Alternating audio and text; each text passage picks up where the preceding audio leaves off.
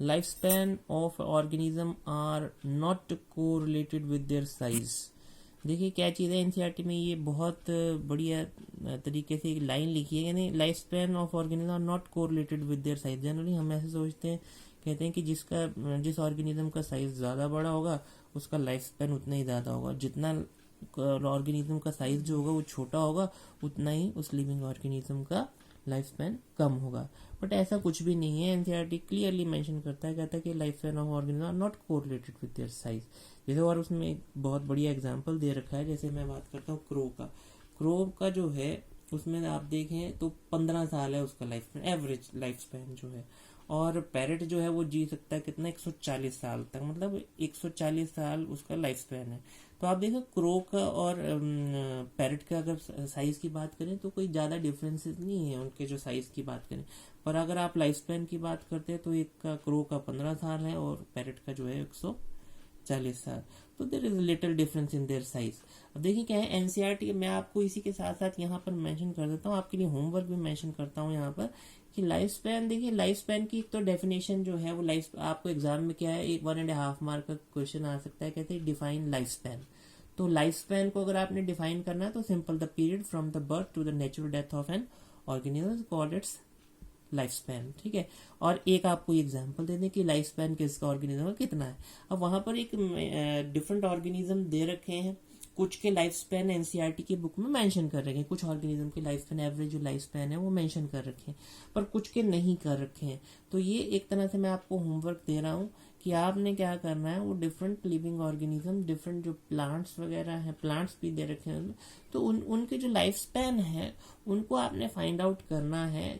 कहीं से बुक्स वगैरह आप देख सकते हैं, इंटरनेट की आप हेल्प ले सकते हैं, तो उसमें जो डिफरेंट लाइफ स्पैन है वो आपने उसमें बताने हैं मुझे कि किस किस लिविंग, और वो जो मेंशन वहां पर किया है कि उसमें लाइफ स्पैन जो है किस किस का कितना है। पर ये चीज़ आपने ध्यान रखनी है कि ये डिपेंड नहीं करता, is not correlated with their size, की जितना साइज बड़ा है या कम है वो लाइफ स्पैन उससे कोई लिंक नहीं रखता। तो इस चीज को आपने ध्यान में रखना है। अब देखिए ये लाइफ स्पैन तो ये मेंशन कर रखा है एनसीईआरटी की बुक में।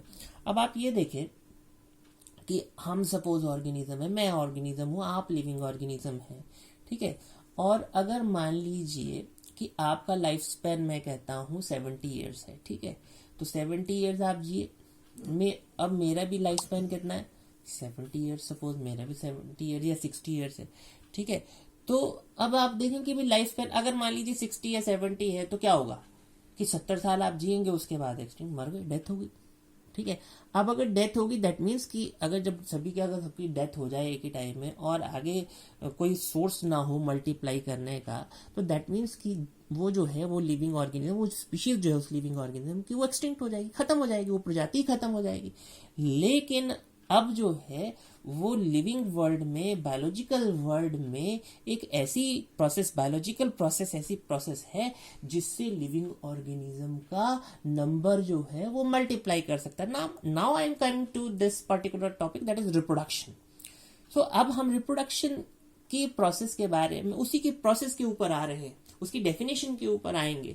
तो एक ऐसी प्रोसेस, एक ऐसी बायोलॉजिकल प्रोसेस जिससे लिविंग ऑर्गेनिज्म का नंबर जो है वो क्या करेगा, मल्टीप्लाई करेगा, ठीक है। और उन जो पर्टिकुलर स्पीशीज है उनकी continuity from generation to generation होगी, और वो प्रोसेस क्या है, दैट इज कॉल्ड रिप्रोडक्शन। तो हम रिप्रोडक्शन के ऊपर आ रहे हैं। अब ये रिप्रोडक्शन जो है लिविंग, आपका जो एनसीईआरटी का बुक है वो बिल्कुल क्लियरली कहता है एक important biological process which enables a living organism as a species to live generation after generation. तो हम ऐसे कह रहे हैं कि एक इंपॉर्टेंट बायोलॉजिकल प्रोसेस है विच अनेबल्स और ensures a species to live generation after generation. तो देखिए अगर मान लीजिए किसी का लाइफ स्पैन खत्म हो गया 70 ईयर, उसके बाद उसकी आगे कुछ और जो है ऑफस्प्रिंग्स होंगे तो वो सर्वाइव करेंगे, तो दैट मीन्स एक कंटिन्यूटी बनी रहेगी जनरेशन आफ्टर जनरेशन।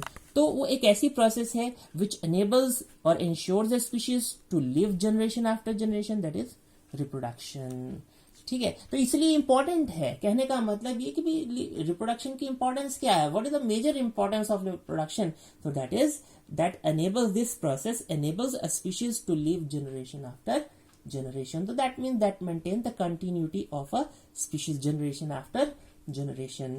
तो कम टू डेफिनेशन, तो देखिए क्या चीज है कि अगर मैं रिप्रोडक्शन की बात करूं, रिप्रोड्यूस करना, दोबारा से प्रोड्यूस करना, किसको प्रोड्यूस करना? नेक्स्ट जनरेशन को प्रोड्यूस करना, ऑफस्प्रिंग को प्रोड्यूस करना, ऑफस्प्रिंग्स को प्रोड्यूस करना, ठीक है, यंग वंस को प्रोड्यूस करना। कौन करेगा? पेरेंट्स। कौन करेंगे? पेरेंट्स। तो रिप्रोडक्शन देखिए सिंपल साधारण सी भाषा में मैं कहूंगा कि reproduction can be defined as the biological process. एक बायोलॉजिकल प्रोसेस है, ठीक है। उसमें क्या चीज है? In which living organism give rise to the young one और ऑफस्प्रिंग सिमिलर टू इटसेल्फ। ये बड़ा इंपॉर्टेंट चीज है, इतना लिखना बड़ा इंपॉर्टेंट है कि सिमिलर टू इटसेल्फ। अब आप देखिए कि ह्यूमन बींग्स जो है, ह्यूमन बींग आगे जो यंग वन होता है वो ह्यूमन बींग को क्या देता है? डेवलप करता है यंग वन को। वैसे ही ऐसा तो नहीं है कि ह्यूमन बींग जो है वो हाथी को डेवलप करेगा या हाथी ह्यूमन बींग को डेवलप कर, नहीं। तभी इसमें ये चीज कही सिमिलर टू इटसेल्फ। तो this can be defined as a biological process in which living organism give rise to the young one और the offspring similar to itself. वैसा ही तैयार करेगा, ठीक है, वैसा ही तैयार करेगा। दैट मीन्स हाथी जो है हाथी को डेवलप करेगा, ह्यूमन बींग्स को डेवलप करेंगे। अब देखिए एक चीज क्या कहते हैं कि एक ये इंपॉर्टेंट फीचर है किसका? लिविंग ऑर्गेनिज्म का। तो लिविंग ऑर्गेनिज्म दैट मीन्स क्या कि लिविंग ऑर्गेनिज्म ने अपने नंबर को क्या करना है? इंक्रीज करना है, अपने आप को मल्टीप्लाई करना है। और वो मल्टीप्लीकेशन के लिए क्या है? रिप्रोडक्शन। तो this is important feature of living organism. और ये करेगा क्या? देखिए मल्टीप्लीकेशन कर रहा है, दैट मीन्स ये पॉपुलेशन को भी क्या करेगा?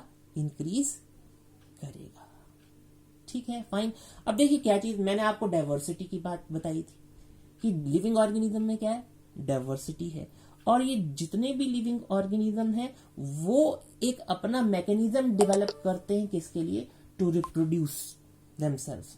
तो रिप्रोडक्शन के लिए, मल्टीप्लीकेशन के लिए वो अपना ही एक कोई मैकेनिज्म रिप्रोडक्शन का क्या करते हैं? इख्तियार करते हैं। अब उसी चीज के ऊपर हम दो मेन ब्रॉड कैटेगरीज में रिप्रोडक्शन की टाइप्स को क्या करते हैं? डिवाइड करते हैं। तो किस बेस के ऊपर? हम कहते हैं कि on the basis of whether there is the participation of one organism का मतलब वन पेरेंट, या फिर अगर दो ऑर्गेनिज्म का मतलब दो पेरेंट्स, कि एक ऐसी रिप्रोडक्शन जिसमें एक पेरेंट का होना जरूरी, या एक ऐसी रिप्रोडक्शन जिसमें दो पेरेंट्स का होना जरूरी।